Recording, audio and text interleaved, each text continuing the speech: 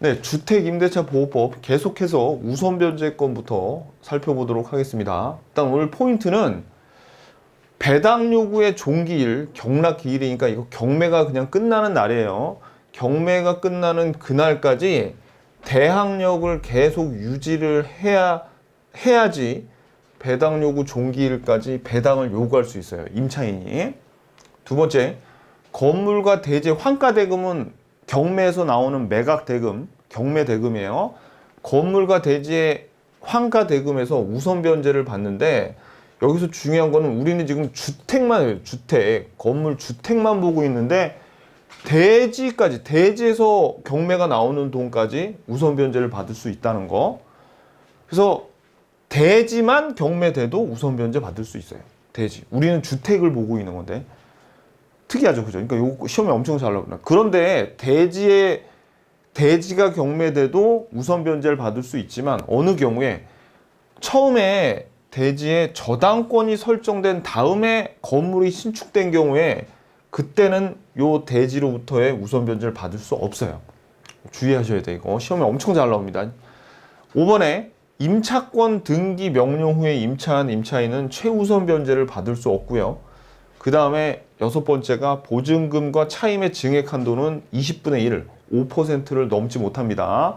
지금 모르겠죠? 이거 다 보고 나면 이제 아실 거예요. 자, 그러면 먼저 우리 이전 시간에 배운 내용 복습 한번 해보자고요. 대항력이 뭐였습니까? 대항력을 먼저 갖추려면 인주해야 되죠. 인주. 주택인도 이사, 그 다음에 주민등록 전입신고하면은 대항력을 갖춰서 집주인이 바뀌어도 계속 계약일까지 거주할 수도 있고 그 보증금을 양수인, 새로운 주인에게 보증금 돌려달라고 할 수 있어요. 자, 그러면 우선 변제권은 뭐예요? 우선 변제권은 여기에 있는 대항력을 갖추고 나서, 즉 대항 요건을 갖추고 나서 확정 일자까지 받는 것이 우선 변제권이라고 그랬습니다. 그래서 우선 변제권은 뭐냐면 뭐 하는 권리냐면 이 임차인이 보증금을 회수하려고 경매에 직접 뛰어들어가지고 배당을 받을 수 있는 게 우선 변제권이에요. 그럼 누구보다 우선해서 배당을 받냐면 후순위 권리자보다 우선해서 받는 게 우선 변제권이라고 그랬죠. 자, 그런데 최우선이 아니라 최우선 변제권은 뭐예요? 최우선 변제권은 소액 임차인이 누구보다 후순위가 아니라 이번에는 선순위 권리자보다 먼저 그 소액만큼을 배당해 주는 게 최우선 변제권이죠. 근데 주의하셔야 될 게 최우선 변제권은 확정일자까지는 없어도 되고 대항력만 있으면 최우선 변제권을 준다고 했습니다. 그래서 소액 임차인을 보호하기 위해서 요거는 소액을 먼저 배당해 주는 거예요. 순위하고 관련 없이 최우선, 최자가 붙었잖아요. 그죠? 선순위 권리자보다 먼저. 자, 그러면 일단 요거 우리 저번 시간에 배운 내용인데 이제 이 우선 변제권에 대해서 교재를 보기 전에 일단 한번 좀 설명을 하고 나서 교재를 보도록 할게요. 다시 한번 말씀드리지만 우선 변제권은 대항 요건, 인주가 된 후에 확정일자까지 갖춰져야 돼. 이 세 개가 다 이루어져야 됩니다. 이 세 개가 다 갖춰져야지 우선 변제권이 갖춰지는 거예요. 이사만 왔는데 전입신고 안 받고 확정일자 받았다? 우선 변제권 못 받습니다. 요 두 개만 하고 확정일자 안 받으면 우선 변제권 못 받아요. 아셨죠? 자, 그럼 요건은 다시 한번 말씀드리면 요 대항 요건을 갖췄다는 게 뭐예요? 대항 요건을 갖췄다는 게 인주라는 얘기예요. 인주한 다음에 확정일자를 받았어. 그러면 어떻게 되는 겁니까? 배당 요구 종기일까지 요거를 계속 유지를 하고 있어야 돼요. 왜 유지를 해야 됩니까? 그렇죠. 여기 보면은 일자니까 날짜가 이렇게 적혀 있겠죠.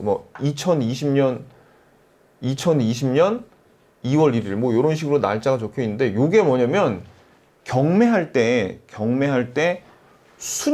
접수번호, 순위 번호로 써요. 순위 번호처럼 쓰여가지고 이 임차인이 이거를 계속 유지를 하고 있어야지 다른 사람들이 뭐가 있어야 돼? 인식할 수 있다 그랬죠.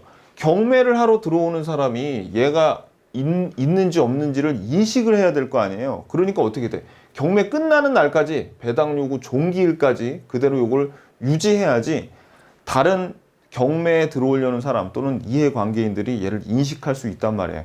그래서 배당 요구의 종기일까지 이걸 유지를 해줘야 돼요. 그리고 언제까지 또 배당을 임차인이 요구해야 되냐면 배당 요구의 종기일까지 배당을 요구할 수 있어요. 쉽죠? 요 두 개. 같은 다른 거였으면 큰일 날 뻔했어. 그죠? 우리 외우기도 힘든데 배당 요구 종기일까지 대항력권과 확정일자를 유지를 그대로 해야 되고, 그죠? 그 다음에 어떻게 해요? 그죠? 배당 요구는 배당 요구 종기일까지 또 할 수가 있더라. 요거죠. 효과는 뭐냐면은 여기에 있는 이 확정일자 있죠. 확정일자에 나온 요 날짜 가지고 저당권이나 전세권 배당받을 수 있는 다른 권리들 있죠. 그 권리들하고 순위를 비교할 수 있는 거예요. 요 확정일자로. 확정일자 어떻게 받았는지 기억나시죠, 여러분들? 요거 우리 임대차 계약서 동사무소 들고 가가지고, 그죠? 동사무소 들고 가서 처음에 이사 2월 1일 날 왔어. 그래서 2월 1일 날 계약서 들고 동사무소 가가지고 여기다가 주민등록 전입신고하면 어떻게 돼요? 대항력을 얻게 되고, 또 요거만 하지 말고 뭐까지? 확정일자까지 요 장부에 적히면 도장을 여기다 콱 찍어준다 그랬죠. 임대차 계약서에. 그래가지고 요 확정일자를 받는다는 게 바로 이런 의미입니다. 그래서 요게 경매할 때는 순위번호처럼 쓰이는 거예요. 순위번호, 순위를 비교할 수 있게끔 저 날짜로. 그래서 우선 변제를 받는 대상, 요거 시험에 되게 잘 나오는데 다시 한번 말씀드리지만 건물하고 대지까지 건물하고 대지가 두 개가 그 경매가 되죠. 그럼 대지에서까지 경매 대금에서 우선 변제 받을 수 있어요. 왜 우선 변제 받으려고 그런 거예요? 보증금을 받으려고. 보증금의 한도까지 받을 수 있겠죠. 그리고 건물이 미등기 주택이어가지고 대지만 경매돼도 대지 환가 대금에서 우선 변제 받을 수 있어요. 그거 봐, 특이하잖아. 대지에서 받을 수 있다니까. 하지만 요 주의하셔야 돼요. 요거 있죠, 요거. 우선 변제가 안 되는 경우, 이게 시험에 엄청 잘 나오는데 처음에 대지에 주택이 없는 상태에서 저당권 설정된 다음에 주택이 들어서서 여기 임차인이 들어오죠. 그러니까 이거예요. 처음에 토지가 있었는데 아무것도 없었어요. 근데 그렇지. 저당권이 토지에 먼저 설정이 됐어. 그 다음에 건물 들어서고 여기 임차인이 들어온 거죠. 이런 경우에 이 저당권자는 여기 주택이 없을 때 저당권 잡은 거 아닙니까? 저당권 실행해서 경매가 되는 경우에 이때는 뭐가 안 되는 거예요. 당연히 요 토지의 대지에 대한 환가 대금에서 우선 변제를 받을 수 없어. 너무나 당연한 거죠. 시험에 너무너무 잘 나옵니다. 얘네 둘하고 헷갈리라고 내. 근데 우리는 안 헷갈려. 그죠? 왜? 대지에 대해서 저당권 설정한 다음에 건물 들어서면 안 받는다. 이것만 기억하시면 되니까. 자, 그리고 요것도 잘 나오는데 보증금을 수령하려면 이제 경매에서 이제 그 경매 대금을 받으려면 어떻게 해야 되면 주택을 이제는 줘야 돼요. 조심하셔야 될 게 경매를 신청할 때는 보증금을 주택을 인도할 필요가 없어.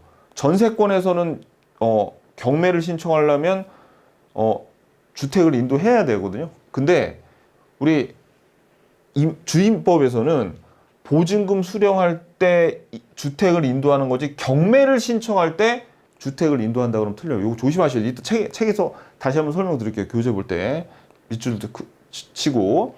그 다음에 우선 변제권을 가지고 있고 근데 이 사람이 가뜩이나 보증금이 얼마 안 돼서 소액 임차인이잖아요. 그러면 우리가 앞에서 봤던 최우선 변제 먼저 받고 나머지 금액은 또 경매에서 우선 변제 받을 수 있어요. 무슨 얘기인지 아시겠죠? 그 다음에 우선 변제권과 대항력을 같이 가진 사람이라면 이거 우리 저번 시간에 봤는데 우선 변제권도 있고 대항력까지 갖췄다면 어떻게 하냐면 만약에 경매에 참여했죠. 경매에 참여했는데 자기 보증금이 1억인데 경매에 참여해가지고 만약에 5천만 원밖에 우선 변제를 못 받았어요. 그럼 나머지 5천만 원 다 받을 때까지 거기서 줄 때까지 새로운 양수인이 자기에게 줄 때까지 살 수 있습니다. 저번 시간에 했던 얘기인데 다시 한번 설명드릴게요. 그래서 우리 우선변제권에서 할 얘기는 요거만 정확하게 파악하시면 돼요. 자, 그럼 이제 교재 보면서 요 내용에 대해서 하나씩 볼게요. 자, 일단 교재 422페이지 보시면 보증금의 우선변제권이라고 나오죠. 의의가 뭐예요? 자, 대항요건과 확정일자를 대항 요건이 뭐예요? 인주네, 인주. 인주와 확정일자를 갖춘 임차인은 경매 또는 공매 시 임차주택의 환가대금, 경매대금에서 요게 중요해요. 밑줄. 후순위 권리자, 후순위. 여기다가 밑에다가 선이라고 X예요. 선순위 아닙니다. 요 선순위보다 먼저 받는 거는 최우선 변제고 후순위 권리자보다 우선해서 보증금을 변제받을 수 있는 권리가 우선 변제권이에요. 자, 그래서 요 확정일자 제도가 있는데 확정일자는 싼거리 1, 2, 3도 중요한 내용 아니니까 읽어보실 필요 없는데 아까 말씀드렸죠. 임대차 계약서에 확정일자 도장, 확정일자 인을 찍어 주는 게 이 확정일자 제도라고요. 계약서에 아까 도장 찍은 거 봤죠. 자, 그럼 이제 우선 변제 요건을 보자고요. 우선 변제 요건. 자, 여기서부터 이제 좀 중요합니다. 일단 자, 대항 요건 플러스 확정 일자를 갖춰야 돼. 대항 요건이 뭐예요? 인주잖아, 인주. 그죠? 인주 뭐예요? 주택의 인도와 주민등록 요거를 갖춰야 돼. 요거를 요 세 개가 다 돼야 돼. 세 개가 다. 세 개를 다 갖춰야 되고요. 그다음에 이 세 개, 확정일자는 한 번 받으면 뭐 유지할 게 없으니까 요 대항력을 계속 갖추고 있어야 돼요. 확정일자를 한 번 도장 받으면 뭐 그걸로 끝이니까. 그래서 경매처분시 밑줄 그세요. 임차인이 배당 요구의 종기일까지 배당 요구를 해야 돼. 배당 요구를 언제까지? 배당 요구의 종기일. 자, 요거 이퀄 해놓고 경락기일이라고 적으세요. 경락기일이라고 나올지도 몰라요. 자, 그래서 같은 날이야. 경매가 끝나는 날까지 배당 요구를 해야 돼요. 자기가 만약에 배당을 받으려면. 자, 그러면 임차인이 환가대금으로부터 우선 변제 받기 위해서 경매 법원에 배당 요구의 종기일까지 배당 요구를 해야 된다. 자, 배당 요구는 자, 요거 미치세요. 배당 요구는 임차인에게 해지의 의사 표시로 보며 배당 요구 사실을 통지하여 해지 의사가 임차인에게 도달하면 임대차는 해지되어 종료. 자, 이게 무슨 얘기냐면 보세요. 이 임차인이 경매를 신청해서 보증금을 돌려받겠다는 얘기는 임대인한테는 이렇게 들리는 거예요. 야, 보증금 빼줘. 나 이제 나갈래. 라는 거하고 똑같죠. 그러니까 배당 요구를 하는 거는 무슨 의사 표시로 본다? 해지의 의사 표시로 보는 거예요. 해지 표시. 그래서 해지 의사가 임대인에게 도달하면 해지되고 계약이 종료가 되는 겁니다. 무슨 얘기인지 아시겠죠? 오케이. 그리고 배당 요구는 예전에는 요 임대차 계약 후만 됐었는데 요거 종료 전후로 모두 가능합니다. 임대차 계약의 종료 전후 모두 가능하고요. 그 다음에 주택의 인도와 주민등록이 자 이게 중요해. 이것도 중요해. 주택의 인도와 주민등록이 유지되어야 할 최종 시점은 배당 요구 시가 아니라 배당 요구의 종기인 경락기일까지다. 그러니까 이것도 뭐예요? 배당 요구의 종기일까지 유지가 돼야 돼. 뭐가? 요 괄호치죠. 주택 인도와 주민등록 이게 뭐예요? 대항력이 계속 유지가 돼야 돼. 대항력. 확정일자는 받았으니까 뭐 유지하고 그럴 게 없는데 이사 가지 말라는 얘기예요. 그 사이에. 배당 요구 종기일까지 경매가 신청됐다 하더라도 이사 가지 말고 너희들 계속 대항력을 유지해야 돼 라는 겁니다. 왜? 그래야지 다른 사람들이 이 사람들을 인식하고 경매를 참여할지 말지를 판단할 거 아닙니까? 그러니까 인식할 수 있게 계속 머물러 있어. 배당 끝나는 날까지, 배당 요구 종기일까지 있어야 된다라는 겁니다. 요거 유지를 계속 해주고 또 배당 요구는 언제까지? 배당 요구 종기일까지 같아요. 오케이. 자, 그 다음에 넘기시고요. 넘기는 게 아니라 423페이지네요. 자, 이제 효과를 볼게요. 자, 효과는 그러면 우리 요거 기억나죠, 여러분들?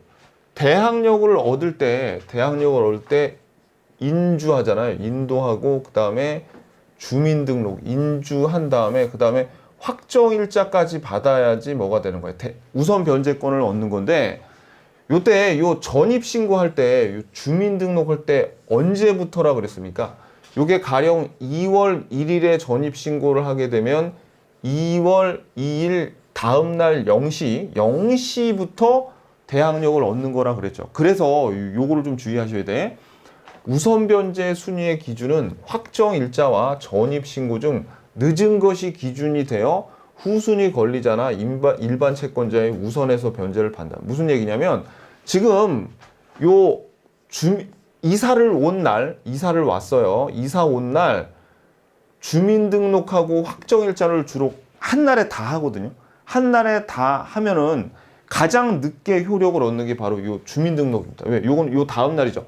확정일자는 계약서에 딱 받으면 그냥 그날로 효력이 생겨요. 확정일자는. 근데 뭐만큼은 요 주민등록 전입신고는 다음날 0시부터 되니까 같은 날 만약에 요 세 개가 진행이 되죠. 요 세 개. 그러니까 인주하고 확정일자 받은 게 같은 날이라면 가장 늦게 되는 뭐 어떤 거 기준?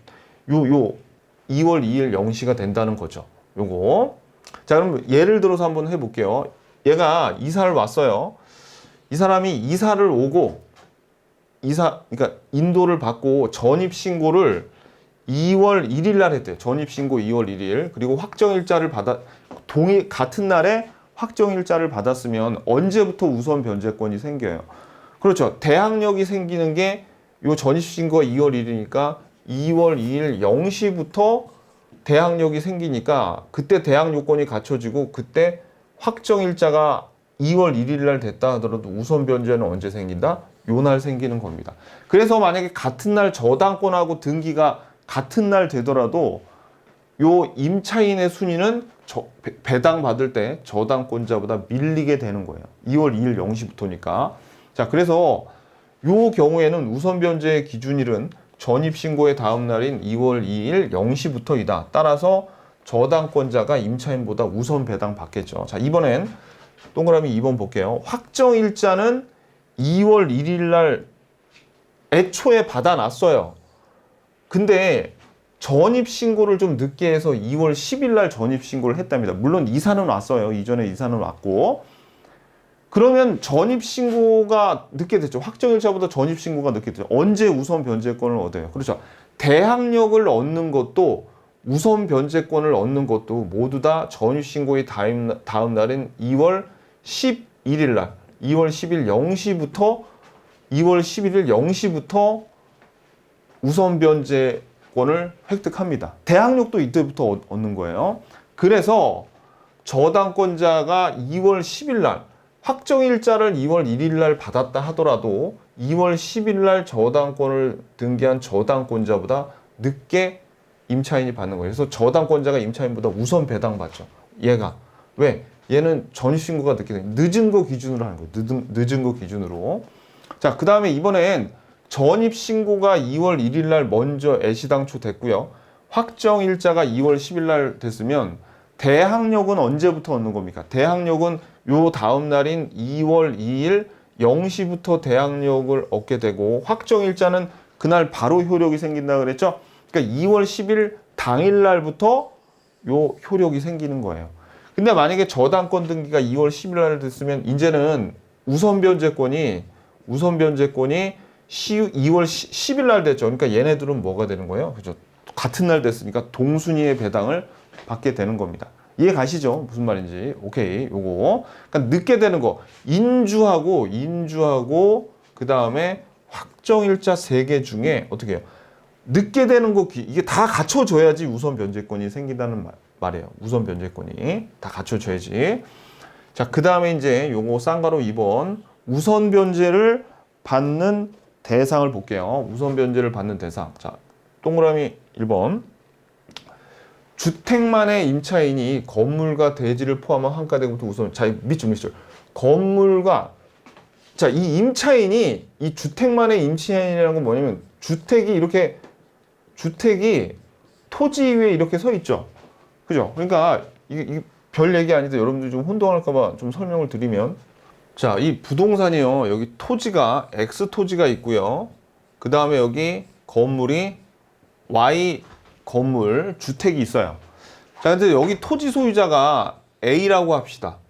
둘 다 A가 갖고 있는데 우리 주임법의 임차인은 토지는 안 빌려 쓰고 여기 건물의 임차인이에요. 건물의 임차인. B가. 자, 그런데 경매가 토지하고 건물하고 같이 경매가 되죠. 그러면 이 B는 토지가 아닌 주택 임차인이지만 건물과 대지에서 나오는 경매 대금에서도 뭐를 받을 수 있다는 거예요. 그렇죠.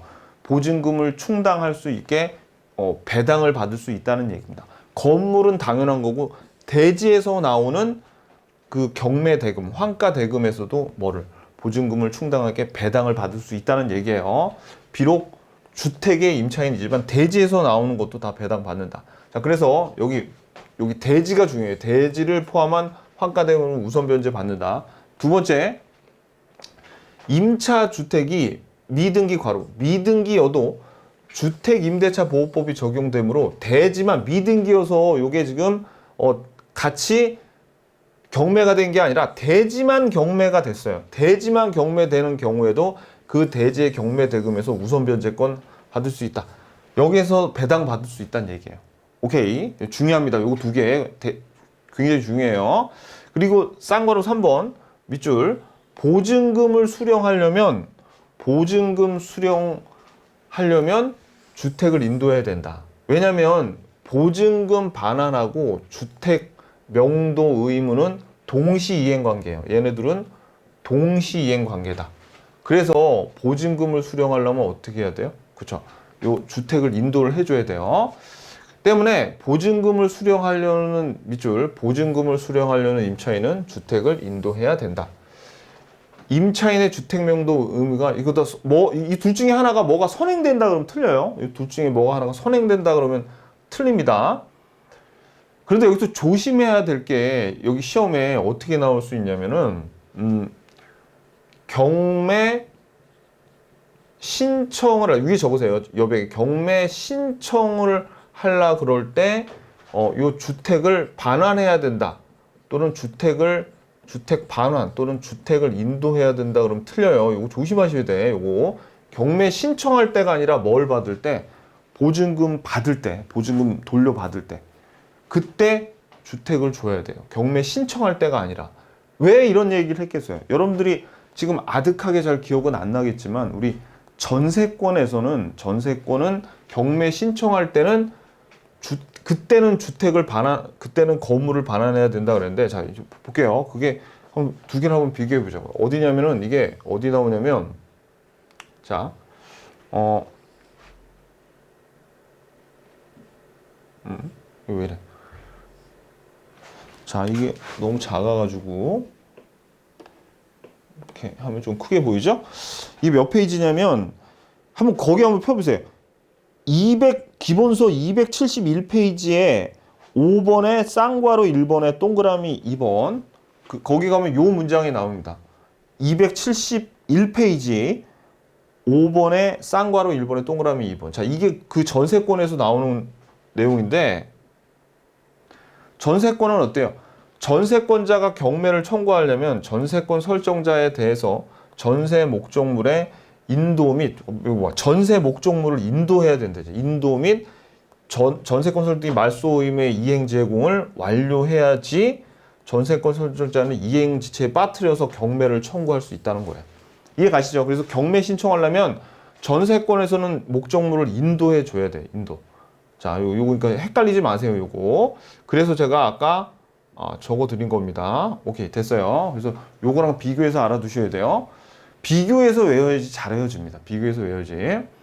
자, 쌍괄호 4번. 우선 변제권을 갖춘 임차인이 소액 임차인의 지위를 겸한 경우에는 어떻게 한다 했어요? 먼저 자, 봐봐요. 이 경우에는 소액 임차인으로서 일정액을 먼저 최우선 변제 받고 나서 나머지 보증금에 대해서는 대항력권과 확정일자를 갖춘 순위에 따라서 배당한다. 이거 확정일자가 갖춰진 날 그에 따라서 순위에 따라서 배당을 받는 겁니다. 뭐 다 아시는 얘기죠. 요거. 자, 그 다음에 넘기시고요. 424페이지입니다. 424페이지. 자, 이번에는 쌍괄호 5번에 임차인이 대항력과 우선 변제권을 겸하는 경우. 이거 우리 배웠어요. 이거 이미 배웠어. 대항력과 우선 변제권을 두 개 다 갖고 있대요. 뭡니까? 이게 바로 우리가 저번에 대항력 배울 때 이거 기억나시죠? 이거 지금 갑이 을에게 임대차 계약 맞고 지금 여기 보증금을 갖고 있는데 경매에 넘어갔어. 그래가지고 요 경락인인데 만약에 지금 우리가 보려는 건 이 경우가 아니에요. 선순위 저당권자가 있는 경우에는 얘는 여기 확정일자를 받았으면 우선 변제를 받고 사라지죠. 확정일자를 안 받으면 여기 배당도 못 받고 그냥 쫓겨나는 거야. 여기서 대항할 수 없어요.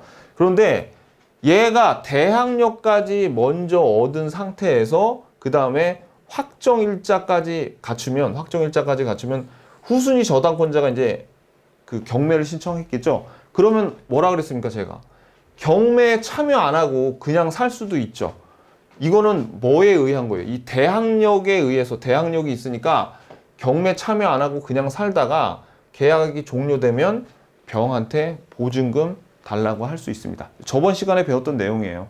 그때 여러분들이 확정일자는 귀에 잘 안 들어왔겠지만 이제 확정일자도 그 우선 변제권과 확정일자를 확실히 알았기 때문에 한번 제가 더 말씀드리는 겁니다. 이제 확실하게 들어올 거예요. 두 번째는 경매에 참여해서 배당받아서 보증금을 충당한다. 이거는 뭐에 의한 힘이야? 방금 전에 확정일자까지 받았기 때문에 이제는 경매에 참여할 수도 있어요. 그래서 경매 참여 안 하고 그냥 살거나 아니면 경매에 참여해서 배당받아가지고 보증금을 충당할 수 있는데 만약에 얘가 2억이래 봐요. 임대차 보증금 2억을 줬는데 배당을 받았을 때 1억밖에 배당을 못 받았다. 그러면 어떻게 하면 된다? 보증금이 모두 변제가 안 되면 보증금을 매수인이 모두 줄 때까지 얘가 나머지 1억을 자기한테 줄 때까지 그냥 살면 되는 거예요. 그러니까 굉장히 엄청난 권리죠. 그죠? 대항력도 있고 확정일자까지 갖춰주면 거의 무서울 게 없죠. 무조건 이 보증금을 보장받을 수 있는 겁니다. 이 경매인으로부터. 자, 다시. 그래서 이제 읽어보면 읽혀요. 저번 시간에 배운 내용이에요. 이게 대항력을 설명드릴 때 제가 미리 설명드린 겁니다. 왜냐면 대항력만 저번 시간에 설명드렸으면 여러분들이 그거하고 이거하고 다른 건 줄 알거든요. 같은 거야, 같은 거. 자, 그럼 볼게요. 그냥 읽어보면 됩니다. 여기서는 임차인은 대항력과 우선 변제권, 그러니까 대항력하고 우선 변제권을 둘 다 겸하는 경우에 대항력과 우선 변제권 둘 중 하나를 선택하여 행사할 수 있다. 대항력권과 확정일자를 모두 갖춘 임차인은 주택 임대의 양수인, 아까 누구예요? 병이죠, 병. 나중에 들어온 양수인 또는 경락인에게 대항하여 보증금을 반환할 때까지 임대차 관계의 존속을 주장하거나 배당을 요구하여 임대차 계약을 해지하고 보증금에 대해서 우선 변제 청구. 경매에 뛰어들어서 배당 받거나 끝날 때까지 살 수 있다는 거예요. 길게 적어놨지만.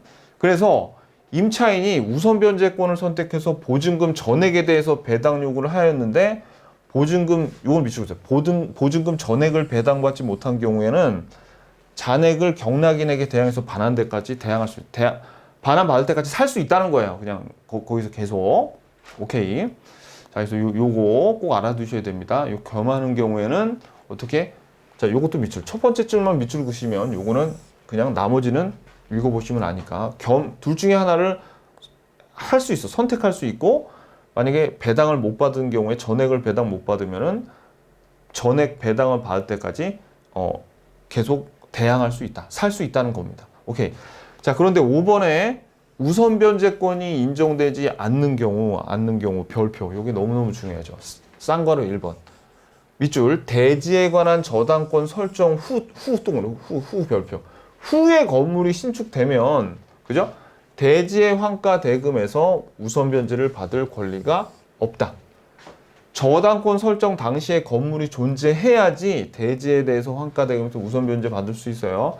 근데 위의 경우도 당연히 건물, 주택에 대해서는 우선 변제 받을 수 있겠죠. 대지에 대해서 못 받는다고요. 이 경우에 먼저 저당권이 설정된 다음에 주택이 지어지면 저당권자를 보호하기 위해서 요렇게 우선 변제 받을 권리를 없애버린 겁니다. 먼저 저당권 설정한 사람은 보호해줘야죠. 그죠?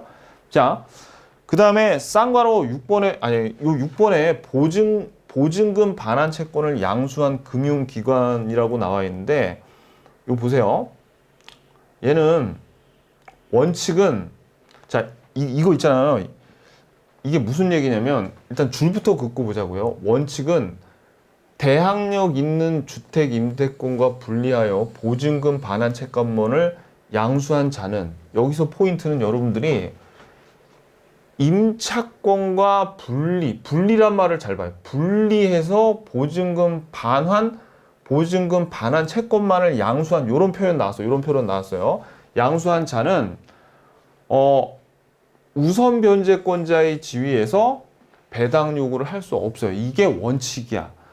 그런데 요 임차권과 분리해서 보증금 반환 채권을 양수한 사람이 은행 동그라미 금융기관이라면 우선 변제권을 승계한다. 얘는 배당 요구할 수 있다. 이제 옆에다가 요거 배당 요구할 수 있다. 배당 요구할 수 있다라고 적어요. 자, 이거는 그러니까 일단은 답에서 요걸 찾는 요령을 알려줄게요. 여러분들이 이거 설명을 드릴 텐데, 뭔가 임차권과 분리해서 반환 채권만을 그러니까 이거 되게 쉬워요. 분리해서 채권 양수 이런 말 나오죠. 분리해서 보증금 채권 양수, 이런 애들은 원래는 배당 요구를 할 수 없어요. 원래는 배당 요구를 할 수 없어. 우선 변제권을 임차인으로부터 승계받지 못하는데, 만약에 은행이나 금융기관이 채권만 양수한 경우에는 이 은행 금융기관이란 말이 들어가면은 우선 변제권 승계해서 배당 요구할 수 있다고. 자, 이게 무슨 얘기인지 제가 설명드릴게요. 자, 봐봐요, 여러분들 이거. 이게 무슨 얘기냐면, 여기 지금 A가 임대인이고 그 다음에 B가 임차인이에요. 그래서 요 임차인이 보증금을, 예를 들어서 보증금을 2억을 줬어요. 2억을. 근데 가령 C라는 애가 얘한테 예전에 돈을 빌려줬거든요. 돈을 빌려줄 때 B가 뭐를 넘기냐면, 나중에 이 보증금 2억 돌려받을 권리가 있잖아요. 그죠? 그래서 요 보증금을 반환받을 채권을 보증금 반환 채권을 누구에게? C한테 넘기면서 돈을 빌린 거예요. 이 임차인이. 그럼 이 C는 누구예요? 보증금 반환 채권을 산 사람이니까 보증금 반환 채권 양수인이라고 할 수 있겠죠. 그러면서 얘는 누구야? 채권자라고, 채권자. 누구에게? B의 채권자인 거죠. 자, 그럼 이런 상황에서 만약에 이 경매가 들어갔죠? 경매에 들어가면 이 양수인은 임차인을 대신해서 이 보증금 반환 채권이 있다. 그래서 여기에 경매에 참여해가지고 우선 변제, 즉 배당 받을 수 있다, 없다? 받을 수 없다는 얘기예요. 일반인들은 이런 걸 못해. 못하게 해놨어요. 어떻게? 임차인 네가 경매에 뛰어들어가지고 얘한테 그냥 줘. 이 얘기입니다. 무슨 얘기인지 아시겠죠? 그래서 보증금 반환 채권 양수인이 채권자라면 임차인 대신해서 경매에 들어가지 못하게 해놨어요. 임차인을 보호하기 위해서. 근데 이러다 보니까 어떤 일이 발생하냐면, 자, 요 임차인이 있잖아요. 임차인이 일반적으로 보증금을 C가 일반인이 아니라 만약에 금융기관, 특히 은행이죠, 은행. 은행에서 보증금 대출 받아가지고 보증금 내는 경우가 되게 많죠. 그죠? 근데 은행이 이런 자기 보증금 반환 채권을 B한테 이렇게 돈 빌려주면서 보증금 반환 채권을 양수를 했는데, 만약에 우선 변제를 못하게 해놓으면 은행이 돈을 안 빌려주려고 그런단 말이에요. 임차인한테. 저 보증금 때문에 돈 빌리러 왔는데 했는데, 돈 없어요. 그냥 가세요라고 한단 말이에요. 왜? 아니, 이 금융기관이 자기가 빌린 돈인데 나중에 이게 경매가 됐을 때 자기가 경매에 뛰어들어가지고 우선 변제, 즉 배당을 받아가지고 빌려준 돈 충당할 수 있어야지 돈을 안심하고 빌려줄 수 있겠죠. 근데 이거를 임차인 보호한다고 못하게 해놓으니까 애초에 은행이 임차인한테 돈을 안 빌려줘가지고 임차인이 더 힘들게 된 거죠. 그러니까 예외 조항을 둔 거예요. 그냥 일반인 같은 경우에는 우선 변제를 못 받는데 요 보증금 반환 채권 양수인이 은행 같은 경우에는 요거를 경매에 뛰어들어서 우선 변제를 받을 수 있게 해놨다는 거예요. 자, 이제 다시 한번 읽어보자고. 이 스토리를 아니까 이제 이게 되게 어려워 보이지만 읽을 거예요. 원칙은 대항력 있는 주택 임차권과 분리해서 보증금 반환 채권만을 양수한 자는 임차주택에 대해서, 이게 누구야? 일반인 C죠. 임차주택에 대한 경매 절차에서 임차보증금 우선 변제권자의 지위에서 배당 요구할 수 없다. 경매에 뛰어들 수 없다는 얘기예요. 그죠? 그러나 은행 등 금융기관이 우선 변제권을 취득한 임차인의 보증금 반환 채권을 계약으로 양수한 경우에는 양수한 금액의 범위에서 우선 변제권 승계한대요. 이해 가시죠? 좀 어렵게 적어놔서 그렇지 그 얘기예요. 은행이랑 금융기관은 임차인한테 돈을 잘 빌려줘야 되니까 요거를 경매에 뛰어들게 해놨습니다. 자, 쌍괄호 2번은 근데 아무리 은행 금융기관이지만 지들이 우선 변제권을 행사하기 위해서 임차인을 대리해서 임대차를 당연히 해지할 수는 없겠죠. 해지할 수는 없어요. 근데 이게 훨씬 더 중요해. 이건 뭐 당연한 거니까. 그러니까 다시 한번 요령이 뭐라고요? 그렇죠? 뭔가 분리해서 보증금 반환 채권 양수인 나왔어. 근데 금융기관이나 은행 나오면 우선 변제권을 행사할 수 있다고요. 승계한다고. 그런 요령으로 알아두시면 됩니다. 아셨죠? 자, 6번. 소액 임차인의 최우선 변제권인데 여기서 중요한 건 뭐냐면 요 소액입니다. 소액. 그리고 여기서는 최우선이에요. 우선 변제권이 아니라 최우선 변제권은 선순위 권리자보다도 먼저 배당을 받아요. 근데 어떤 임차인이냐면 보증금이 소액이어야 돼요. 보증금이 적은 소액인 임차인만 선순위 권리자보다 먼저 배당을 받습니다. 그럼 얼마나 소액이어야 되느냐? 자, 이게 지역마다 틀린데 여기 요 표가 나오죠. 그 밑에 보면 지금 427페이지인데 자, 뭐 다른 지역은 여러분들 그냥 암기하지 마세요. 다른 지역 암기하지 마시고 이거 억지로 외울 필요 없고 서울만 외우기도 편합니다. 보증금이 1억 5천만 원 이하인 이거보다 적은 소액 임차인에게 경매가 실행이 되면 선순위 권리자보다 5천만 원은 먼저 최우선 변제, 먼저 배당을 받을 수 있어요. 요게 최우선 변제권입니다. 자, 그러면 예를 들어서 한번 제가 설명을 드려볼게요. 여기 지금 임차인이 A가 있고요. 여기 B가 있습니다. 근데 각각 보증금이 2억하고 1억 3천이니까 이 A는 소액 임차인이 아니죠. 왜냐면 보증금이 1억 5천보다 많잖아요. 2억이니까 A는 소액 임차인이 아닌데 B는 1억 3천이니까 서울에 살고 있어요.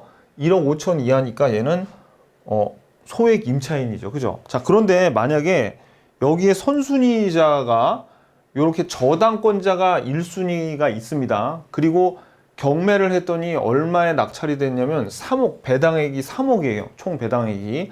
그러면 그냥 요 소액 임차인이 아닌 경우에는 배당이 어떻게 되겠어요? 그렇지. 3억 중에 2억 먼저 배당되고 나머지 1억만 요 임차인에게 돌아가서 결국 임차인은 1억은 나머지 보증금 1억은 배당을 못 받죠. 그죠? 자, 근데 B의 경우는 보자고요. B는 소액 임차인이니까 먼저 요 3억 중에서 얼마까지 우선 변제해 주는 5천만 원을 먼저 줘요. 5천만 원을. 5천만 원을 먼저 주죠. 그럼 이제 배당액이 2억 5천만 원 남은 거죠. 그러면 저당권자에게 그 다음에 먼저 2억을 배당하고 나머지 5천만 원 남았죠. 그러면 이제 자기한테 나머지 5천만 원 이렇게 받는 겁니다. 근데 그중 처음에 5천 요거는 누구보다 선순위권자보다 소액 임차인이니까 먼저 5천만 원 여기 배당액에서 받았죠. 그러니까 요런 혜택이 있다고요. 소액 임차인에게는.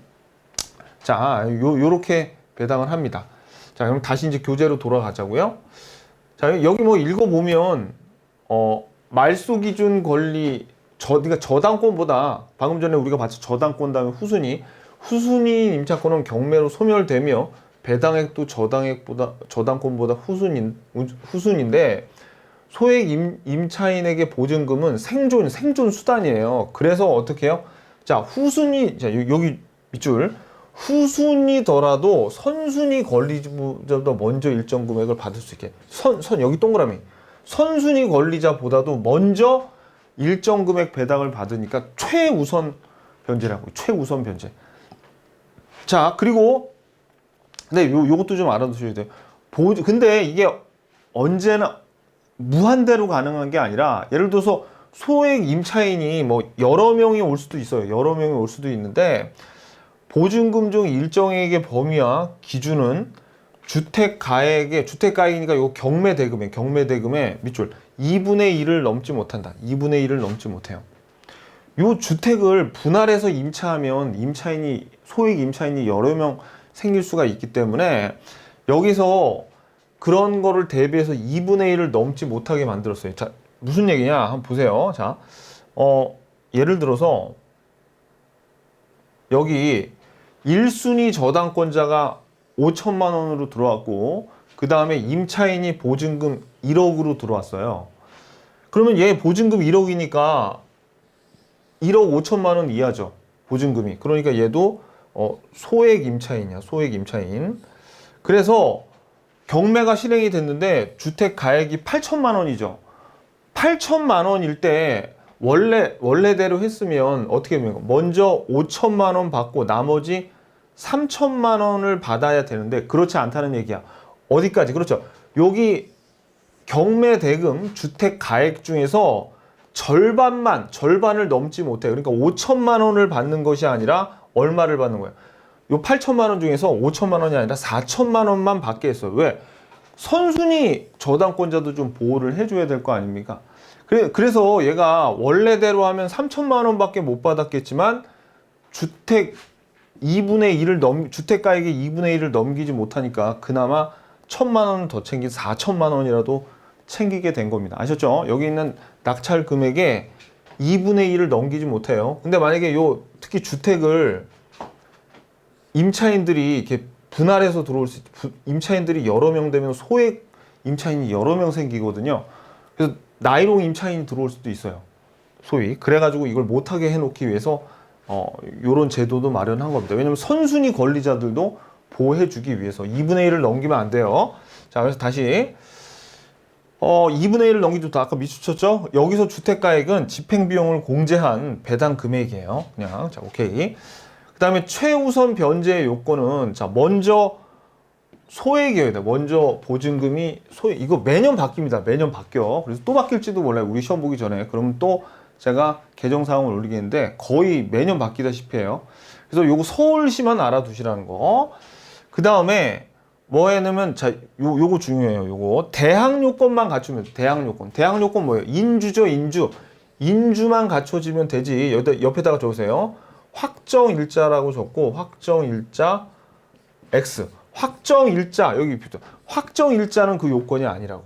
대항력만 갖추면 최우선 변제는 받을 수도 있어요. 언제? 임차주택이 경매로 매각될 때 보증금이 소액에다가 대항력을 갖추면은 어떻게 된다? 최우선 변제 받을 수 있다. 그리고 배당 요구를 해야 됩니다. 임차인이 배당 요구를 안 하면은 최우선 변제 못 받아요. 그건 우선 변제랑 똑같아요. 자, 그 다음에 효력을 보시면 효력. 자, 효력에서 아까 나왔지만 한 번 더 주택가액의 2분의 1을 넘지 못해요. 그리고 요거 다른 담보물권보다 우선하여 보장되는 거는 아까 봤죠. 선순위 권리자보다 우선되는데 밑줄 국세, 지방세 등의 국채 채권보다도 우선해. 요것도 알아두세요. 요거. 자, 그래서 국세, 지방세 등 국채 채권보다 우선. 오케이. 넘기시고요. 426페이지 보시고. 그 다음에 요거 3번, 4번, 5번, 3번, 4번, 1번은 어디서 봤죠? 이거 어디서 봤어요? 그렇죠. 우선 변제하고 거의 같습니다. 요거 똑같아요. 요거 3번, 4번 대지와 건물이 동시에 매각되어 배당할 때 어떻게 해요? 그렇죠. 대지에서도 최우선 변제 받을 수 있고 미등기 주택에서 대지만 경매돼도 최우선 변제 받을 수 있어요. 우선 변제랑 똑같죠. 그런데 언제 최우선 변제 못 받냐면 아까 우선 변제처럼 요것도 별표 대지의 저당권이 설정된 후에 시추건매 소유 임차인 이런 경우에는 우선 변제 못 받고 최우선 변제도 못 받습니다. 다행히 똑같아요. 자, 그리고 말씀드렸듯이 여기 봐봐요. 여기 쌍괄호 5번에 보면은 배당 요구를 해야 돼. 우선 변제처럼 최우선 변제도 배당 요구를 해야 되는데 만약에 소액 임차인이 깜빡하고 배당 요구를 안 했죠. 그래서 배당에서 제외가 됐다 하더라도 후순위 권리자가 그러면 배당액을 받았을 때 걔한테 가가지고 야, 내가 만약에 배당 요구했으면 너한테 배당 받을 돈이 나한테 갔을 거야. 그러니까 내놔라고 부당이득 반환 청구는 할 수가 없습니다. 무조건 배당 요구를 해야 돼요. 요거는 배당 요구를 해야 된다.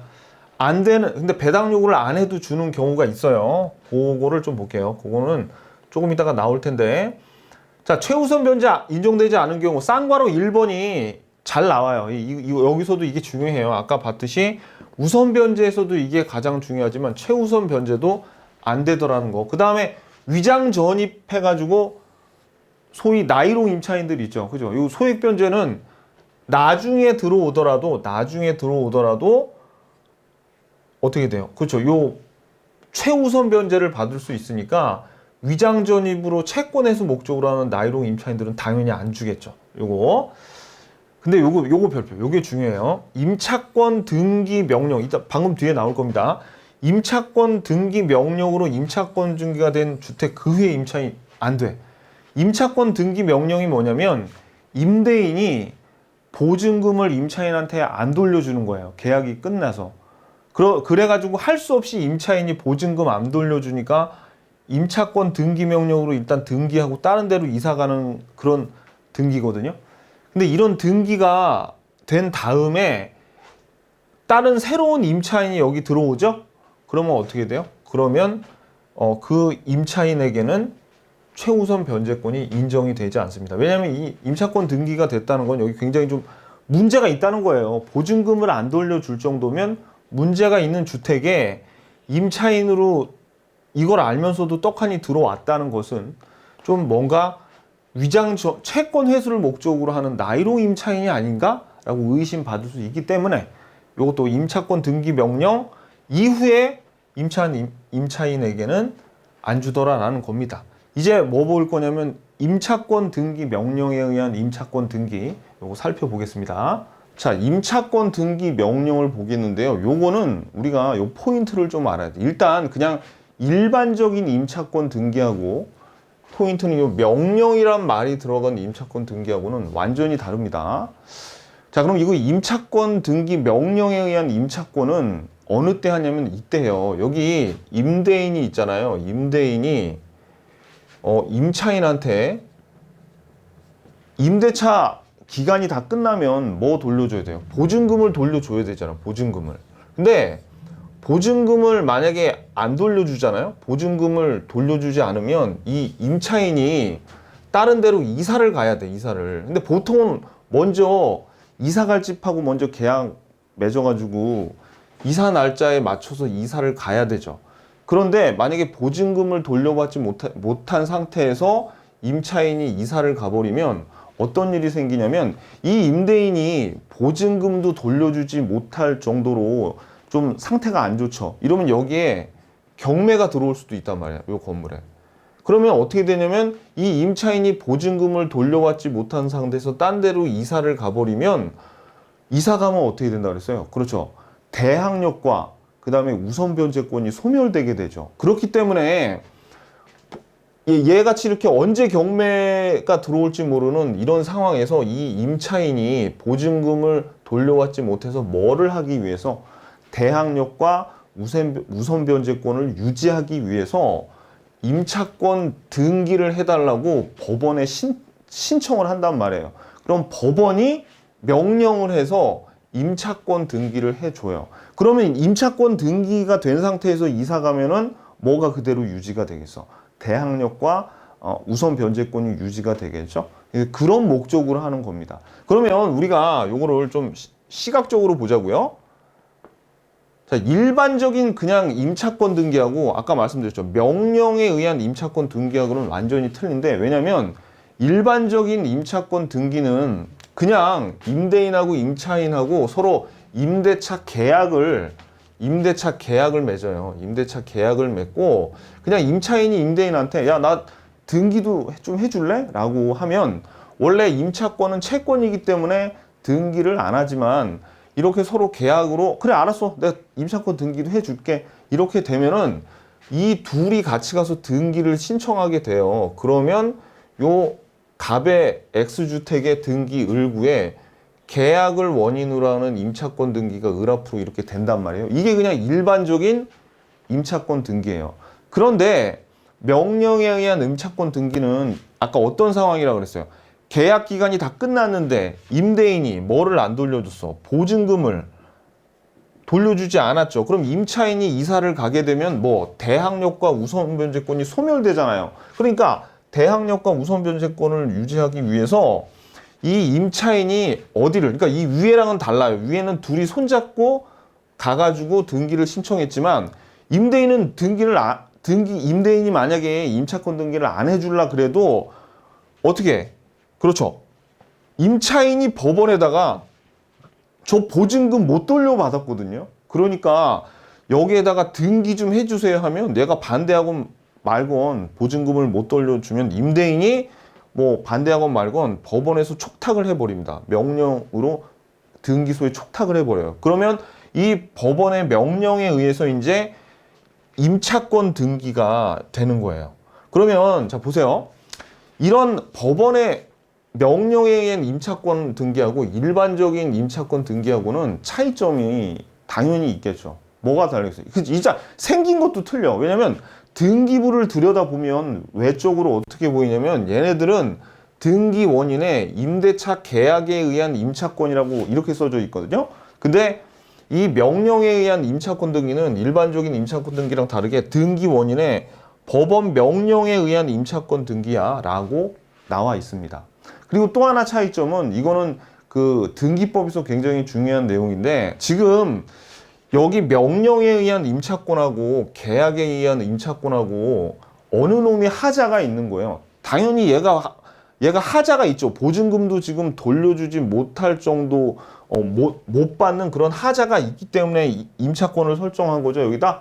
자, 그럼 봐봐요. 여기서 요 임차권은 그냥 일반적인 임차권은 다른 사람한테 팔아도 돼. 그러니까 임차권 이전이 가능하거든요. 일반적인 전세권이나 저당권처럼. 그런데 명령에 의한 임차권 등기는 이전 등기하면 안 돼. 당연하죠. 이렇게 하자 있는 걸 다른 사람한테 팔면 되겠어요? 안 되겠어요? 안 되죠. 그래서 이런 명령에 의한 임차권 등기는 이전해줘선 임차권 이전 등기를 할 수 없다라는 거. 그건 등기법에 나오는 얘기인데 제가 요거 두 개를 비교해 드리기 위해서 했습니다. 자, 그래서 일단 중요한 거. 일단 명령에 의한 임차권 등기는 왜 하는 거예요? 왜? 그렇지. 보증금을 안 돌려주니까 하는 거죠. 근데 어떤 목적은 뭐야? 그렇지. 이사가 버리면 대항력과 우선변제권이 소멸되니까 대항력과 우선변제권을 유지하기 위해서 이것만 머릿속에 왜 하는지만 알고 있으면 여러분들이 그냥 나머지 내용은 쉽게 따라갈 수 있습니다. 무슨 얘기인지 아시겠죠? 자, 그럼 교재를 볼게요. 자, 그러면 의의가 보세요. 임대차 종료 후에다가 밑줄 그으세요. 후에다가 임대차가 종료된 후에 해야 돼요. 당연히 임대차 종료 전에 안 돼요. 종료 후에 해야지 법원에서 들어주죠. 그죠? 후에 임차인이 보증금을 돌려받지 못한 상황에서 이사를 가서 주민등록을 전출하면 대항요건을 상실하게 되죠. 그러므로 자 임차인을 보호하기 위해서 밑줄 그으세요. 임차권 등기 명령에 따라 임차권 등기를 한 후 이사를 가면 대항력과 우선변제권을 유지하게 해주는 제도가 임차권 등기 명령 제도예요. 그러니까 이 목적을 기억하는 게 중요하죠. 자, 그럼 요건을 볼까요? 요건은 임대차가 끝난 후, 자, 그러니까 이게 포인트예요. 임대차가 끝난 후에 보증금이 반환되지 않은 경우예요. 너무나 당연하게. 근데 자, 여기 밑줄 그으세요. 임차인은 어디에다가 요 신청을 해야 되냐면 명령 신청을 하냐면 밑줄 임차주택의 소재지를 관할하는 자 여기 세 개가 나오는데 얘네들을 기억할 필요 없어. 뭐 지방법원, 지방법원, 지원, 시군법원 이딴 거는 기억할 필요 없이 그냥 요게 중요해요. 요거 임차주택의 소재지를 관할하는 법원 정도로만 생각하면 돼요. 그럼 시험에 어떻게 나오냐면 예를 들어서 임대인 주소지, 임대인 또는 임차인 주소지의 법원이라 그러면 틀려요. 무슨 얘기인지 아시겠죠? 어디라고? 그렇지. 그 임차주택의 소재지, 거기에 있는 법원에서 해야 된다. 요런 거는 외울 필요 없어. 그러니까 이런 걸 외우시는 분들이 좀 비효율적으로 공부하시는 거예요. 포인트는 요거라고, 요거. 그 다음에 금융기관, 자, 이런 밑줄 그세요. 금융기관 등은 임차인을 대위해서 임차권 등기 명령을 신청할 수 있다. 근데 요거 뭐하고 좀 벌써 헷갈리게 생겼어요. 우리 앞에 우선변제권에서 뭐는 못한다 그랬어요. 그쵸? 이 금융기관이 우선변제권에서는 대위해서 뭐 해지할 수 없다. 뭐 이런 내용 배웠죠. 해지할 수는 없었어도 뭘 할 수 있어요? 임차권 등기 명령을 신청할 수 있어요. 얘네들 돈 돌려받으려면 어떻게 해요? 임차권 등기하고 나가야지 돈 돌려받을 수 있죠. 그러니까 이건 할 수 있다고. 아셨죠? 오케이. 자, 그 다음에 3번. 임차권 등기의 효력을 좀 보면, 자, 요 중요합니다. 임차권의 대항 요건을 상실했다는 게 뭐예요? 이사를 갔다는 얘기죠. 그러니까 이 말은 임차인이 대항 요건을 상실했다 하더라도, 즉 이사를 가더라도 이미 취득한 가장 중요한 거죠. 밑줄 보세요. 대항력과 우선 변제권은 유지가 된다. 오케이. 두 번째, 임차권 등기가 맞춰진 주택을 그 이후에 임차인은, 자, 요거 중요해요. 요거 별표. 만약에 이렇게 하자가 있는 임차권 명령에 의해서 임차권 등기가 되죠. 그런 거는 나중에 소액보증금의 최우선 변제를 받을 권리가 없어요. 그러니까 임차권 등기가 맞춰진 주택 이후에 임차한 사람. 그러니까 무슨 얘기냐면 이런 거죠. 자, 여기 임차권 명령에 의해서 이제 등기가 됐죠. 명령에 의한 임차권 등기가 됐죠. 근데 나중에 여기에 또 이 사람 이사 갔죠. 그러면 또 병이란 사람이 나중에 와서, 근데 이 사람이 소액 임차인이에요. 병이란 사람이 와서 여기 살아도 최우선 변제를 받을 수 없어. 명령에 의한 임차권 등기가 되어 있으면. 무슨 얘기인지 아시겠죠? 중요합니다. 시험 되게 잘 나와요. 꼭 아셔야 돼. 자, 그래서 다시 밑줄. 임차권 등기가 맞춰진 주택을 그 이후에 임차한 임차인, 말씀드렸던 병은 소액 보증금의 최우선 변제를 받을 권리가 없어요.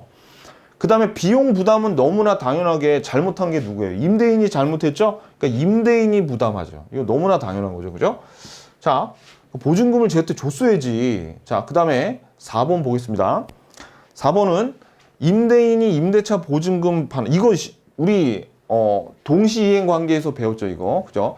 요것도 별표. 시험 잘 나와요. 임대인의 임대차 보증금 반환 의무가 임차인의 임차권 등기 말소 의무보다 당연히 뭐예요? 먼저의 선이행의 선이행. 먼저 이행되는 의무고 동시이행 관계가 아니야. 자, 여기 괄호를 치세요. 임대인의 임대차 보증금 반환 의무 괄호. 그 다음에 임차인의 임차권 등기 말소. 명령에 의한 임차권 등기 말소. 요거. 어느 게 선이행이 돼야 된다? 그렇죠. 요게 선이행이 돼야 돼. 선이행. 요게. 동시이행 관계가 아니에요. 이거 동시이행 관계라고 시험에 잘 나옵니다. 자, 그 다음에 요것도 시험에 잘 나와요. 임차권 등기 명령에 의해서 임차권 등기를 한 임차인은 얘는 밑줄 별도로 배당 요구를 하지 않아도 당연히 배당받을 채권자에 속하죠. 왜? 얘는 지금 살고 있지 않고 이미 이사를 가버렸잖아요. 그러니까 그냥 당연히 배당받을 채권자가 속해서 얘는 별도로 배당 요구를 하지 않아도 되는 자입니다. 무슨 얘기인지 아시겠죠? 자, 교재 428페이지 보시면요. 8번에 계약갱신 청구권이라고 나오는데 이 계약갱신 청구권은 원래 어디에서 왔냐면 상인법에서 왔습니다. 상가의 임차인들을 보호해 주기 위해서 나온 건데 이게 뭐냐면요. 이거예요. 여기 상가 건물에 임차인이 장사를 처음에 시작할 때면 여기 비용 많이 들어가죠. 인테리어 비용이나 뭐 그런 게 많이 들어간단 말이에요. 그래서 여기서 한 예를 들어서 1년 장사를 하고 있었는데 계약 기간 1년으로 잡고요. 장사가 좀 잘 돼요. 그러니까 여기 있던 나쁜 임대인이 얘를 쫓아내려고 보증금을 3배 올려달라던가 아니면은 나 더 이상 너하고 그 계약 연장 안 할 테니까 나가. 막 이렇게 쫓아냈거든요, 옛날에. 그러면은 이 임차인이 들어갔던 돈을 회수하지도 못하고 쫓겨나면은 그런 엄청 불이익을 당하죠. 그래서 이 상인법에서는 이 임차인에게 어떤 권리를 줬냐면, 저 여기서 장사 더 할게요 라고 계약갱신을 임대인에게 청구하면 임대인은 이거를 거절하지 못하고 이거를 받아줘야 돼. 그 횟수는 대신 제한이 있겠죠.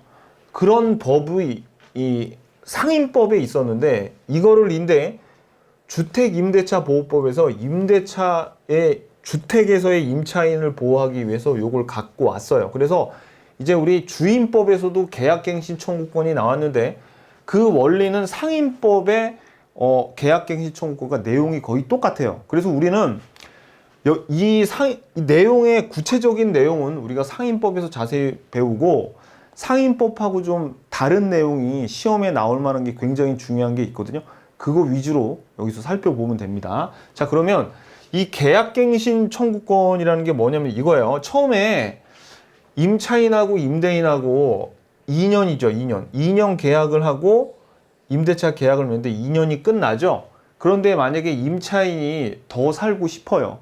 근데 옛날에 계약갱신 청구권이 없었을 때는 임대인이 이제 계약 지났으니까 임차인이 아무리 살고 싶다 그래도 너 나가 할 수 있었고, 두 번째는 임차인이 아무리 살고 싶다고 하더라도 임대인이 그러면은 보증금이나 차임을 좀 더 올려줘, 딱 더도 말고 2배만 올려줘, 뭐 이런 식으로 임차인한테 무리한 요구를 할 수 있었거든요. 계약 기간이 끝나면.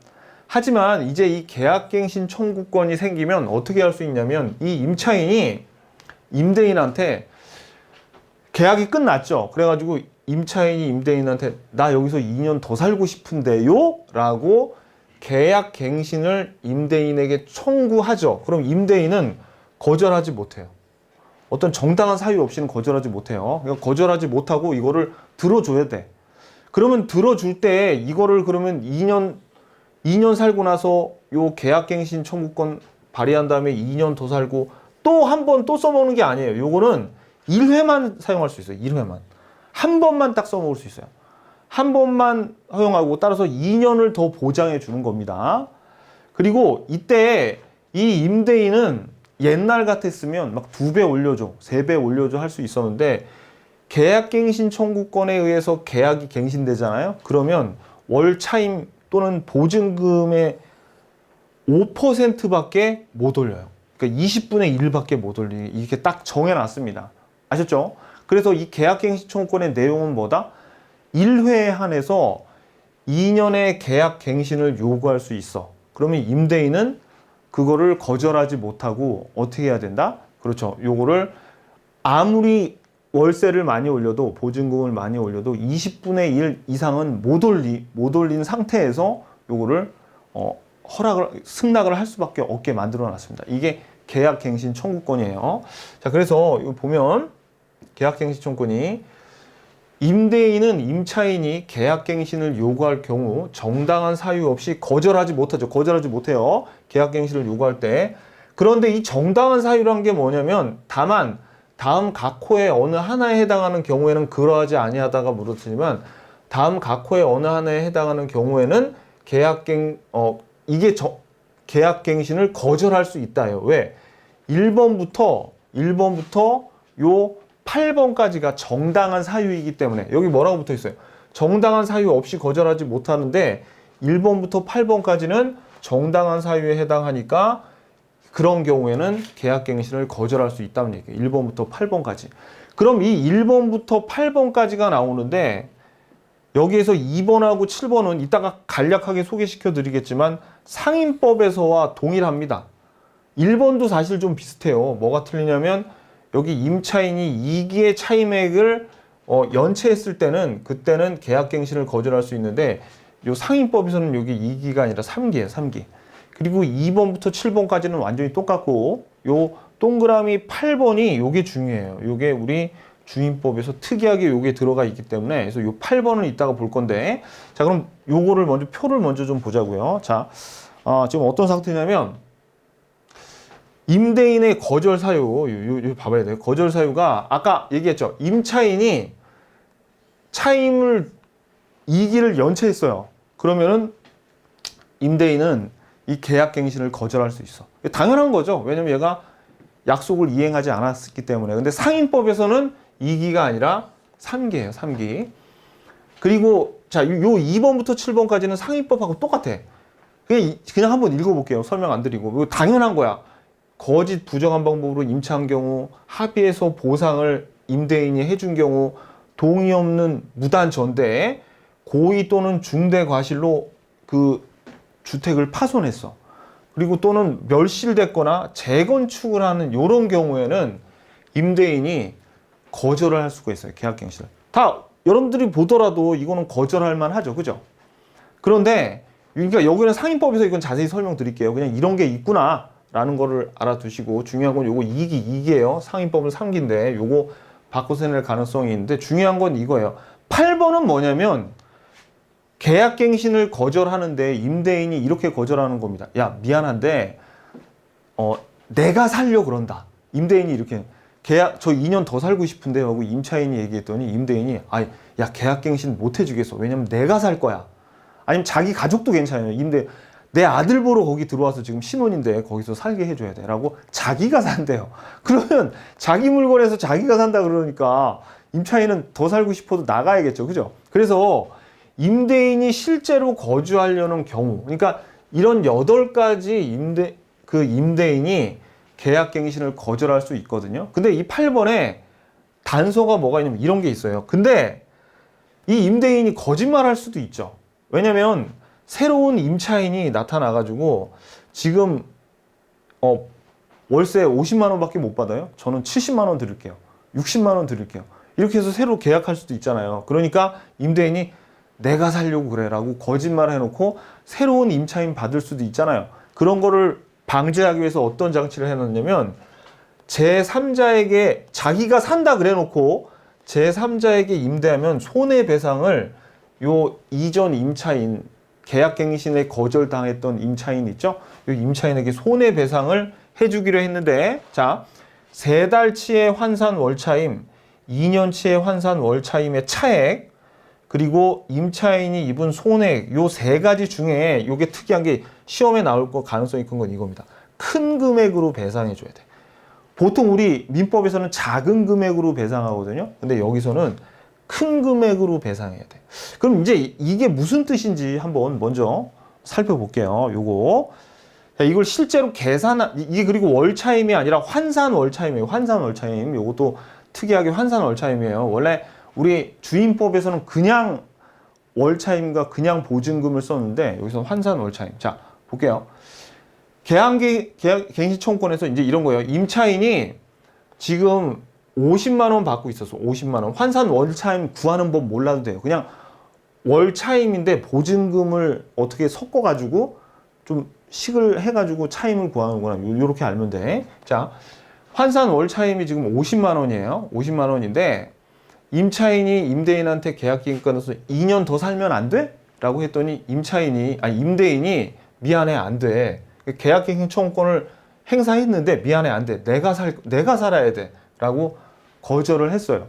그런데 이 임대인이 비겁하게 자기가 안 살고 누구한테 또 계약을 했냐면 제3자에게. 왜? 얘는 월차임을 60만 원 준다 그랬거든.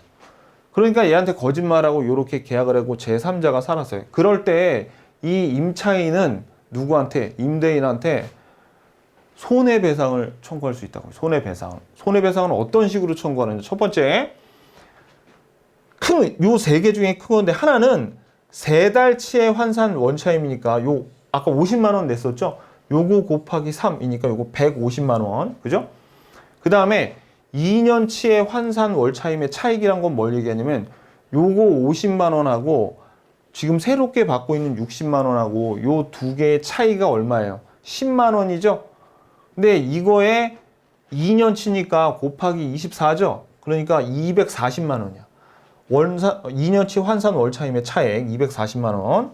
그리고 임차인이 한번 계산기 두들겨서 계산해 봤더니 자기가 입은 손해액이 200만 원이래요. 시험에 환산 월차임을 구하라는 건 안 나올 겁니다. 그냥 이렇게 주어질 거예요. 그럼 이 3개 중에서 가장 큰 금액으로 배상하니까 어떤 걸로 배상해야 돼? 요 B로 배상하겠죠. 이 경우에는. 그죠? 만약에 3달치 환산 월차임이 더 크게 나왔으면은 아마 요걸로 배상을 했을 텐데 지금은 요 2년치 환산 월차임의 차익이 크니까 요걸로 배상을 해줘야겠네. 큰 거, 요게 포인트예요. 요게 무슨 얘기인지 아시겠죠? 오케이, 이제는 요 설명을 드렸으면 한 방에 다 이해가 갑니다. 이제 교재 다시 들어와서 볼게요. 그래가지고 우리가 1번에 임차인 2기, 자 2기, 요거 2기 동그라미 치세요. 옆에다가 3기 적어놓고 요거는 상인법. 상인법에서는 요게 3개예요. 요거에 연체되면 연체한 경우에는 이 경우에는 어떻게 해요? 그렇지. 계약갱시 청구권을 행사해도 거절할 수 있어. 2번하고 7번은 아까 잠깐 봤지만 요건 상인법에서 설명드립니다. 동일해요. 434페이지에 나오고요. 자, 8번에 밑줄 임대인이 자기 가족을 포함한 되죠. 직계존속, 직계비속 뭐 외울 필요 없어요. 그냥 자기 가족이에요. 가족을 포함한다. 나 또는 내 가족이 살 거야 라고 임대인이 실제 거주하려는 경우에는 어떻게 해요? 거절할 수 있는데 다만 자 이제 9번을 볼게요. 9번은 8회 사유로 계약을 거절했음에도 불구하고 내가 살 거야 라고 갱신을 거절했음에도 불구하고 여기서 여러분들 이 괄호를 좀 치세요. 제발. 여기서부터 갱신 요구가 거절되었다면 요거 갱신 요구가 거절되지 아니하였다면 갱신되었을 경우에 많이 돼. 이거 읽지 마. 이거 읽으면은 여러분들의 머리가 폭파될지도 몰라요. 자, 그러니까 이게 무슨 얘기냐면 이거 빼고 그냥 읽어요. 8회 사유로 갱신을 거절했음에도 불구하고 정당한 사유 없이 제3자에게 목적주택을 임대를 해주면 임대인은 갱신 거절로 인하여 임차인이 입은 손해를 배상해야 된다. 밑줄. 자, 이게 밑줄 보세요. 여기서부터 밑줄. 정당한 사유 없이 제3자에게 임대한 경우에는 임차인에게 손해배상을 해줘야 되는데 손해배상액은 자, 손해배상액은 요 괄호 주세요. 거절 당시 당사자 간의 손해배상액의 예정에 대한 합의 요 괄호 요게 이루어지지 않는 한 다음 각호의 금액에서 큰 금액, 큰애 동그라미 여기 별표. 시험에는 요거 작은으로 나올 가능성이 제일 큽니다. 우리 시험에서는 요거. 자, 그럼 이거 무슨 얘기냐면 우리 방금 전에 뭐 봤어요? 방금 전에 요 3가지 중에 큰 금액으로 준다 그랬는데 이 임차인이 이럴 수도 있어요. 만약에 요 임대인이 야 미안해 내가 살려고 그런다 라고 했을 때 임차인이 정말 임대인 당신이 살려는 거 확실해? 그러면 나하고 각서 하나 쓰자고. 각서를 근데 서로 합의 이렇게 쓴 거예요. 내가 만약에 지금 살려고 한다 그래놓고 제3자에게 임대를 주면 너에게 뭐 200만 원 나중에 보상해 줄게 라고 만약에 서로 합의하죠. 그러면 이거보다 뭐가 이게 먼저라고. 이게 먼저. 근데 이런 합의를 서로 안 했죠? 그럴 경우에는 요 3개 중에 큰 거를 배상해야 된다는 얘기예요. 무슨 얘기인지 아시겠죠? 오케이. 다시 돌아와서. 자, 그래서 여기 보면은 이런 합의가 이루어지지 않는 한 다음 각호에 큰 금액으로 한다. 자, 그래서 요 A부터 말씀드린 내용이 그래. 이거를 딸딸 외울 필요 없어요. 그냥 제가 말씀드렸던 거 이해만 하면 됩니다. 이해. 여기서 갱신 거절 당시 월차임. 자, 요거 갱신 거절 당시 월차임 가로치고 이 괄호 안에 이건 몰라도 돼. 그냥 환산 월차임이라고 밑줄 그어놓고 환산 월차임 3개월분. 요거. B번은 뭐예요? B번은 자, 밑줄. 밑줄에 있는 괄호. 임대인이 제3자에게 임대하던 환산 월차임 괄호. 그다음에 갱신 거절 당시에 환산 월차임 괄호. 차액 동그라미 2년분. 차액 2년분. 2년분 밑줄. 그다음에 여기 밑줄. 임차인이 입은 손해액 동그라미. 그러니까 이거는 뭐예요? 환산 월차임 3개월분하고 차액 2년분하고 손해액 3개 중에 어떤 거? 이게 제일 중요해. 큰 거. 큰 금액을 물어줘야 된다고. 무슨 얘기인지 아시겠죠? 오케이. 자, 요게 시험에 나오면 이게 제일 잘 나옵니다. 제일 잘 나와. 실제로 금액을 환산 보증금을 구하라는 건 안 나오고 여러분들에게 금액을 몇 개를 이렇게 줄 거예요. 몇 개를 줬을 때 큰 거를 고르셔야 돼. 큰 거를. 오케이, 됐습니다. 자, 그리고 임차인은 자, 요거 중요하죠. 1회에 한해서 행사. 1회에 한해. 뭐 계약갱신 요구권 1회 한해서 행사. 이 경우에 존속기간은 뭘로 본다? 2년으로 본다. 2년 동안. 묵시적 갱신하고 상당히 유사하죠, 이거. 그죠? 자, 그래서 다시 계약된 것으로 본다. 다만 밑줄. 차임과 보증금은 20분의 1 동그라미 5% 범위에서 증감할 수 있다고요. 자, 여기까지가 계약갱신 청구권입니다. 오케이. 그 다음에 우리 8번 기타 보자고요. 자, 여기서는 차임 또는 보증금의 증가 청구권, 요거 429페이지. 여기는 봐봐요. 증액을 할 때 만약에 한 번 증액하죠. 그러면 한 번 증액을 한 다음에는 1년 동안은 증액을 못하게 해놨어요. 임차인을 보호하기 위해서. 그래서 당사자는 약정한 차임이나 보증금이 임차주택에 관한 조세 공간은 그 밖에 부담의 증감이나 경제사정으로 변동하기 위해서 적절하지 아니하게 될 때 장래 그 증감을 청구할 수도 있어요. 증감을 청구할 수 있는데 이 경우 자 밑줄 보세요. 증액 청구는 감액은 안 그런데 증액만큼은 임대차 계약 또는 약정 차임의 보증금 증액이 있은 후에 1년 이내에는 못하게 해놨어. 한 번 증액하면 1년 동안은 못하게 해놨습니다. 물가가 갑자기 막 올라가지고 좀 올릴 수는 있는데 1년 동안은 못 올려요. 오케이. 자, 근데 요것도 증액을 할 때는 어떻게 20분의 1 금액을 초과하지 못해요. 요거 증액을 할 때는 20분의 1을 초과하지도 못하고 한 번 증액을 하면 1년 이내에는 또 할 수 없다. 요거 꼭 알아두셔야 됩니다. 오케이. 감액은 근데 여기에 해당하지 않대요. 왜? 감액은 하면 임차인은 좋잖아요. 증액만 해당이 되지 감액은 해당하지 않는다. 자, 그 다음에 주택 임차권의 승계는 이거는 원래 이 임차권도 상속이 되거든요. 상속이 되는데 이 임차인 중에서 혼인신고 안 하고 같이 사시는 분들 그런 관계를 우리가 사실혼 관계에 있다 그러죠. 이런 사실혼 관계에 있는 분들을 보호해드리기 위해서 어떤 거를 만들어 놨냐면 상속자가 만약에 없죠. 상속자가 없는 상태에서 사실혼 관계가 있는 분이 계시면 사실상의 혼인 관계에 있는 자를 임차인의 권리와 의무를 승계하는 거예요. 그 임차권을 승계하고 뭐 당연히 월세도 내야 되겠죠. 거기 살면서. 근데 상속자가 있죠. 상속자가 있는데 사실혼 관계에 한 분하고 같이 살고 있어요. 그런 경우에는 어떻게 해요? 사실상 혼인 관계에 있는 자 괄호치고 2촌 이내의 친족 밑에다 이게 그냥 상속인 이렇게 보여요. 상속인하고 둘이 어떻게 해요? 밑줄 공동으로 상속받는 겁니다. 공동으로.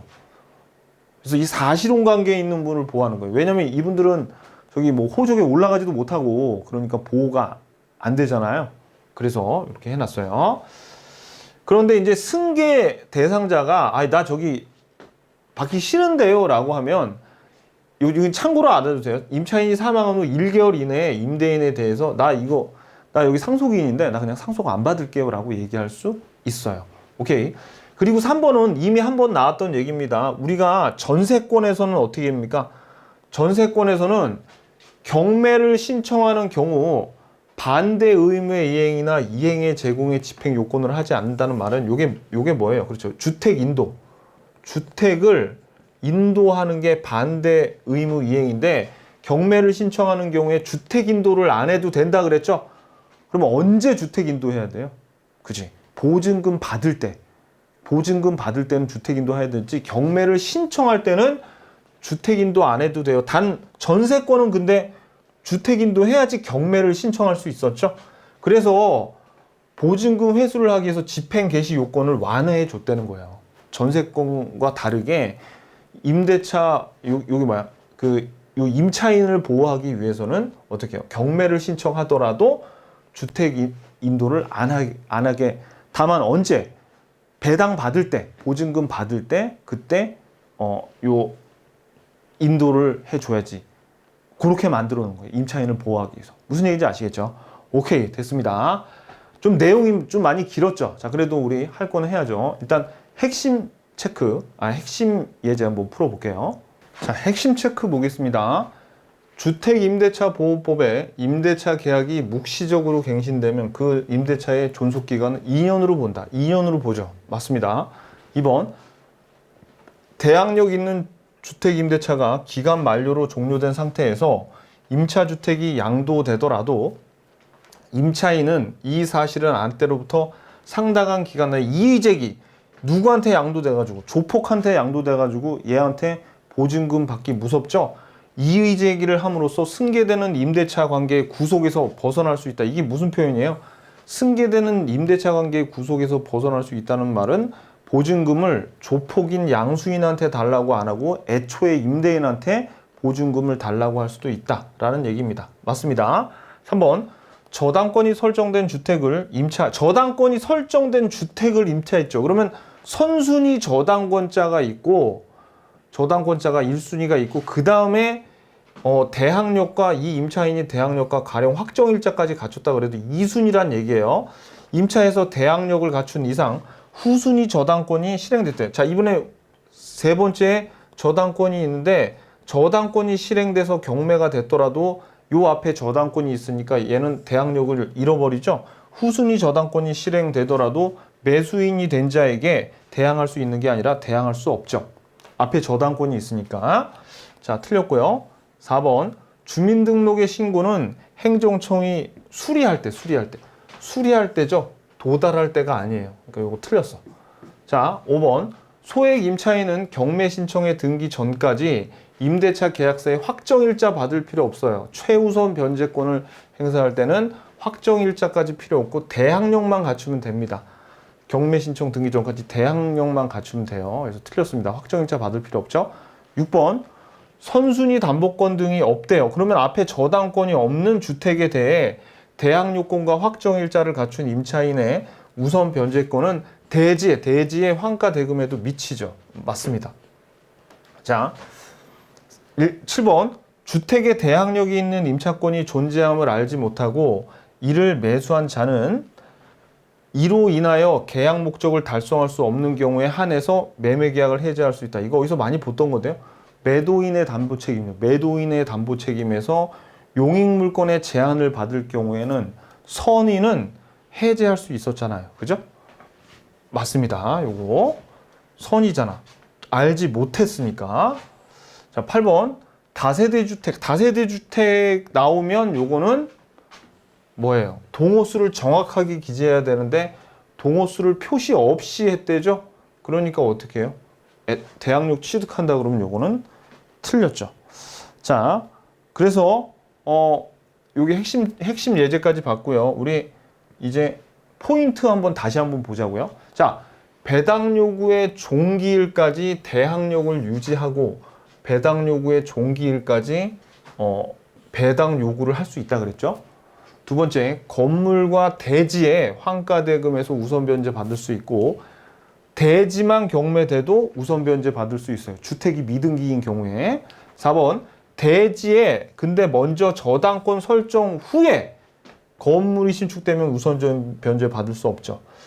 그 다음에 임차권 등기 명령 후에 임차한 임차인은 최우선 변제 받을 수 없다 그랬습니다.